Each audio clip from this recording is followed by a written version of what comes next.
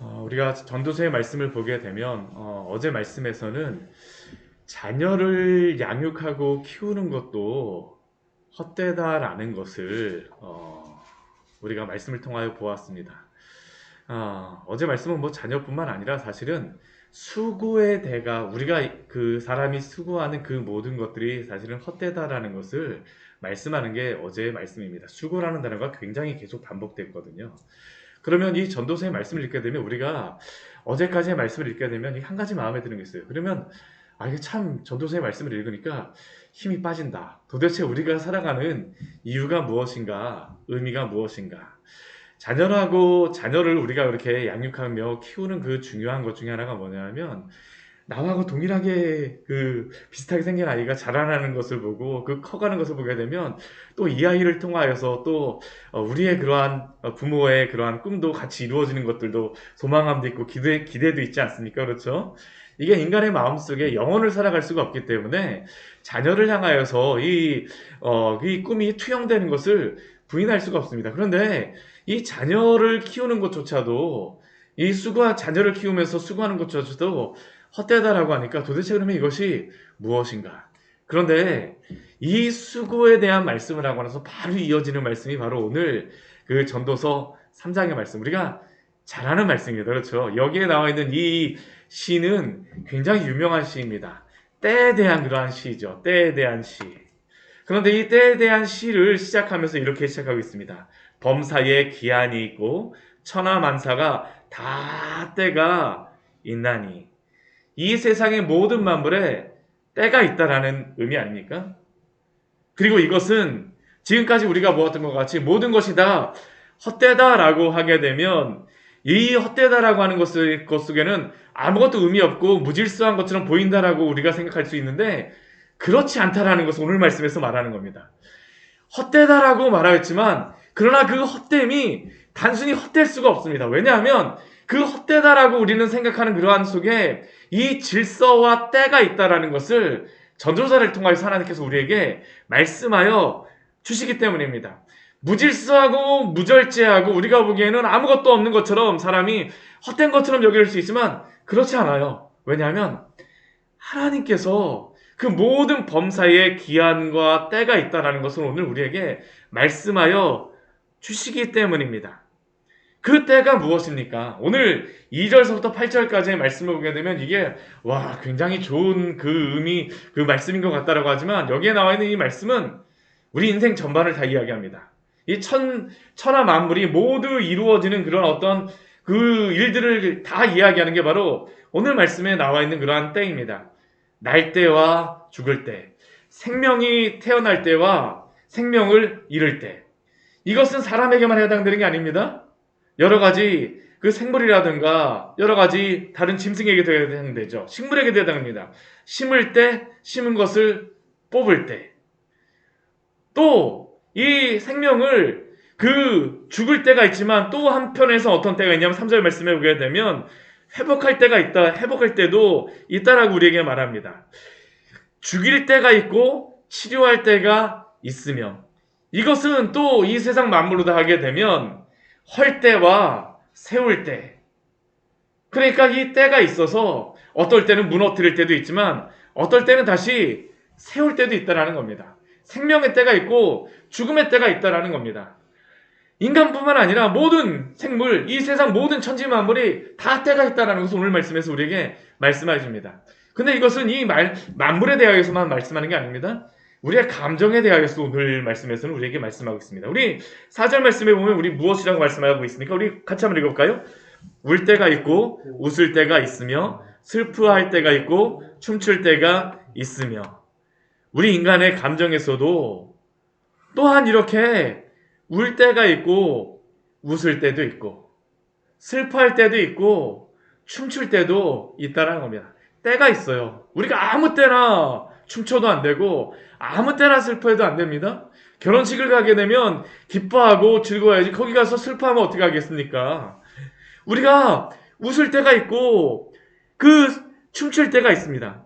또 우리 5절 말씀에 보면 우리 무엇이라고 이야기를 하냐 하면 돌을 던질 때가 있고 거둘 때가 있습니다. 이것은 또 무엇을 이야기하는 거냐면 우리가 품을 때가 있고 그냥 놓아줘야 될 때도 있다라는 것이죠. 자녀가 어렸을 때는 품어서 잘 양육해야 되지만 또 자라나면 어떻습니까? 놓아줘서 잘 그 앞길을 헤쳐갈 수 있도록 풀어줘야 될 때도 있습니다. 사랑하여서 않을 때도 있지만 사랑하기 때문에 놓아야 될 때도 있습니다. 또 우리 6절 말씀은 무엇이라고 말씀하고 있습니까? 찾을 때가 있고 잃을 때가 있고 지킬 때가 있고 버릴 때가 있다라고 이야기합니다. 소유할 때가 있고 상실하는 게 미덕이 될 때가 있다라는 것이죠. 아무리 우리가 물건을 살 때 한번 생각해 보게 되면 참 이 물건 사게 되면 열심히 오랫동안 잘 써야 되겠다라고 옷도 그렇습니다. 아, 이 옷 참 좋은 옷 사서 마음에 드는 옷 샀으니까 오랫동안 입어야 되겠다라고 생각을 하지만 10년 지나고 20년 지나고 유행이 지나고 바래고 헤어지게 되면 물론 우리의 마음속에 추억도 있지만 또 한편에서 어떻습니까? 계속 쌓아둘 수도 없습니다. 우리 집에. 네. 버려야 될 때도 있죠. 지킬 때가 있고. 또 우리 7절 말씀에 오게 되면 찢을 때가 있고 꿰맬 때가 있고 잠잠할 때가 있고 말할 때가 있다라고 말씀하고 있습니다. 우리가 어떤 때에는 잠잠하고 침묵하고 또 때로는 찢어버려야 될 때도 있어요. 이거는 뭐 회개로서 이야기할 때도 있습니다. 회개하는 그런 마음으로 하나님 앞에서 우리의 마음을 찢을 때도 있지만 때로 우리의 마음을 주님 앞에 뜻을 정하고 나아갈 때도 있고 잠잠할 때도 있고 말할 때도 있다라고 이야기합니다. 또 우리 8절 말씀에서는 사랑할 때가 있고 미워할 때가 있으며 또한 전쟁할 때가 있고 평화할 때가 있다라고 이야기합니다. 한 개인에게서는 사랑할 때와 미워할 때지만 나라에서는 어떻습니까? 전쟁할 때와 평화할 때가 있다라는 거죠. 그러나 우리가 이 말씀을 볼 때 한 가지 기억해야 될 것은 무엇 할 때가 있다라는 것은 우리가 이때를 잘 잡거나 아니면 하나님의 뜻이 무엇인가라는 것을 분별해 갖고 이것을 다 내가 구분해야 되겠다. 뭐 계획해야 되겠다. 그것을 말씀하는 것은 아닙니다. 여기는 다만 때가 있다라는 것만 말씀하고 있습니다. 이러한 때가 있으니까 잘 준비해라. 이 기회를 잘 잡아라가 아니라 바로 이러한 때와 시간이 하나님의 주권과 섭리 아래 있다라는 것을 오늘 말씀은 우리에게 말씀하고 있는 겁니다. 즉, 우리는 헛되고 헛된 인생 가운데 소망 없이 살아갈 수밖에 없다라는 것이 우리다라고 생각하지만 그러나 그렇지만은 않다라는 것이죠. 하나님의 주권 가운데에 때와 섭리가 있다라는 것은 하나님의 질서 아래에서 우리의 인생을 하나님이 또한 책임지시고 인도하신다라는 것을 오늘 말씀은 우리에게 말씀하고 있는 것입니다. 하나님의 때 범사의 때와 기한이 있음을 믿으십시오. 우리는 무질서하게 살아가는 것이 아니라 헛된 것에서만 살아가는 것이 아니라 하나님의 이 때 가운데에서 우리는 살아가는 그러한 사람들입니다. 오늘 9절에서부터 그 15절까지의 말씀을 보게 되면 이게 정말 대단한 말씀이 기록되어 있는 오늘 3장 1절에서부터 15절까지의 말씀은 우리 인생의 수고, 일에 대하여서 또 우리 인생의 의미에 대하여서 너무나도 말해주는 놀라운 말씀인데요. 우리가 사람들이 그냥 우리가 하나님의 주권과 섭리가 없다라고 하게 되면 우리는 단지 어떠한 사람일까요? 의미 없이 일만 하는 사람일 수밖에 없습니다. 그리고 그 질문은 무엇이냐 하면 도대체 내가 이렇게 일만 하는 사람으로서 수고하는 것이 도대체 무슨 의미가 있느냐라고 생각을 하죠. 우리가 때때로 그 가정에서 남편과 아내가 부부싸움하는 이유가 바로 이것 아닙니까? 남편들은 이런 드라마나 그런 데서도 보게 되면 뉴스 같은 데서도 보게 되면 남편들은 평생토록 일만 하는 사람이다. 또 아내는 반대로 무엇이라고 이야기합니까? 나는 맨날 집안일만 해갖고 도대체 집안에서 무슨 의미가 있는지 잘 모르겠어. 우리가 그렇게 이야기하지 않습니까? 근데 그것은 왜 그럴까요? 우리 스스로를 9절 말씀해 보게 되면 일하는 자로 정의하기 때문입니다. 나는 그냥 일만 하는 사람이야.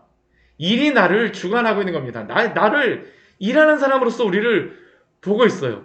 그러니까 나를 일하는 사람으로 정의하니까 나의 수고는 도대체 내가 이렇게 수고해갖고 누가 알아줘? 나에게 무슨 이익이 있어? 무슨 의미가 있는데? 이렇게밖에 생각할 수밖에 없습니다. 그런데 우리 인간의 인생은 그것으로서만 끝나지 않습니다.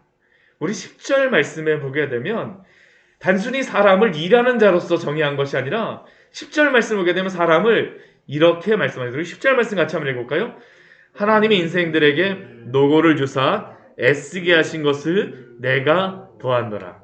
우리 전도서 3장 10절 말씀을 보면 하나님이 인생들에게 노고를 주사, 나는 내가 일하는 것에 그냥 얽매인 사람이라고 생각할 수 있고 내가 그냥 수고만 하는 사람이라고 생각할 수 있지만 그 수고와 노고를 누가 주셨다라고 말씀하십니까?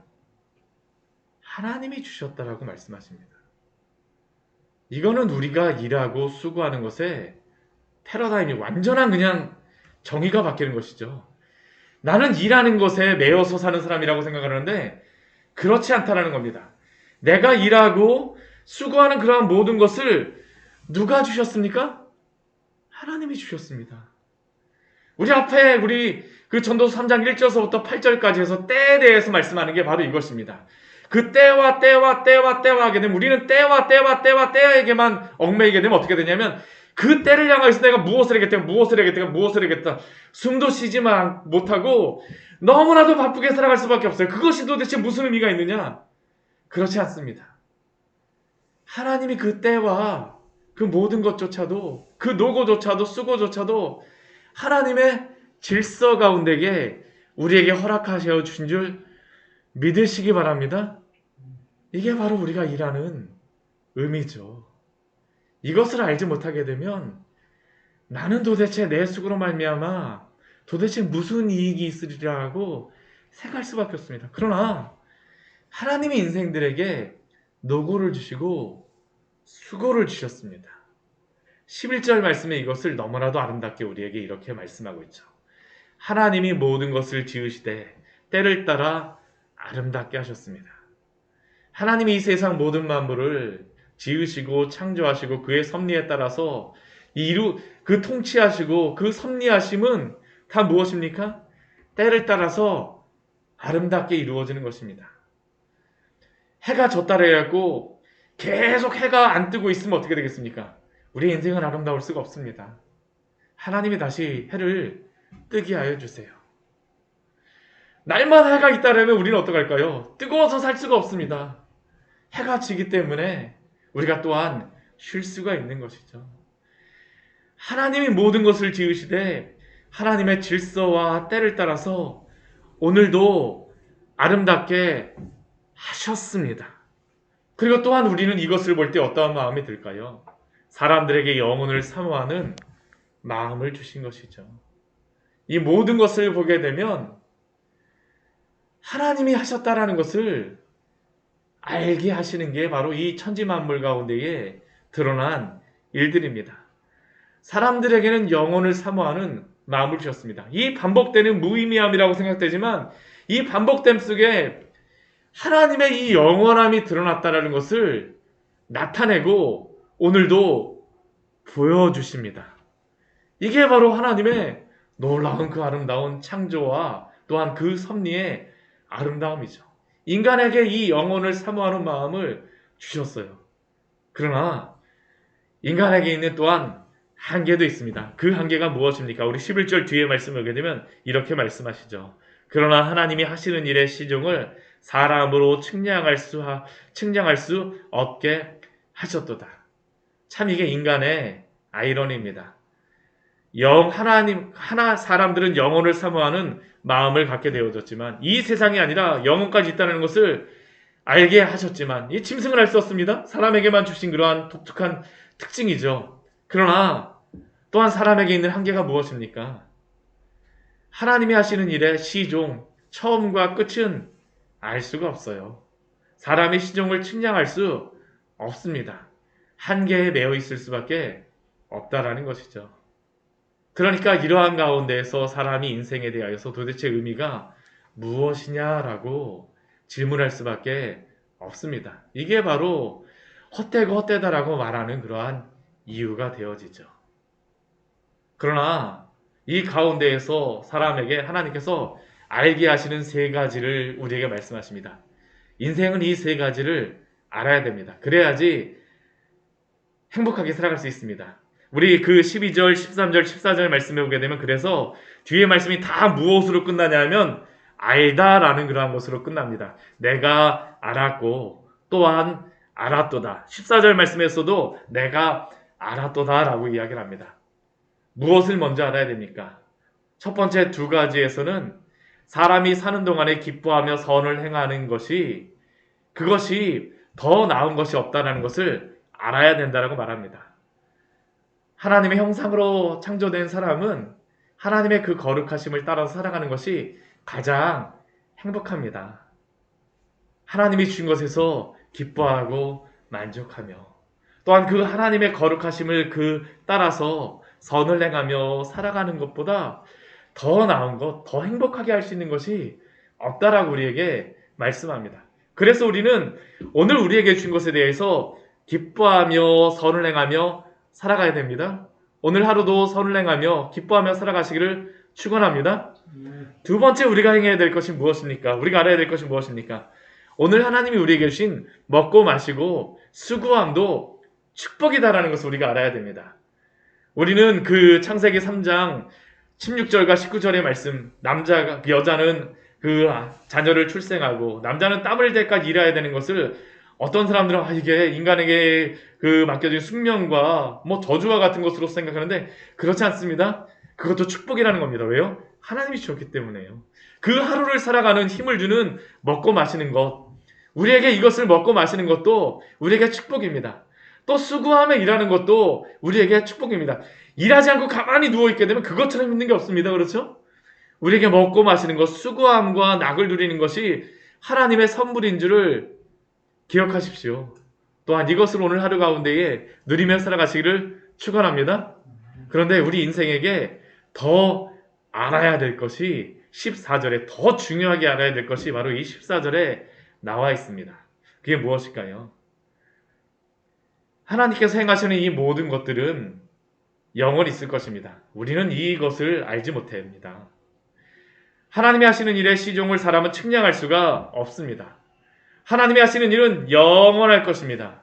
그리고 하나님이 행하시는 그 모든 일에 대하여서 인간은 더할 수도 없고 그것에 덜할 수도 없습니다. 우리는 이것을 알아야 됩니다. 그러나 그것으로서만 끝나면 안 됩니다. 이것을 통해서 하나님께서 우리 인간의 한계를 보게 하셨죠. 유한성을 보게 하시는 것입니다. 하나님의 무한성과 함께 인간의 유한성을 보게 하세요. 근데 왜 하나님께서는 하나님의 무한성과 함께 인간의 유한함을 알게 하실까요?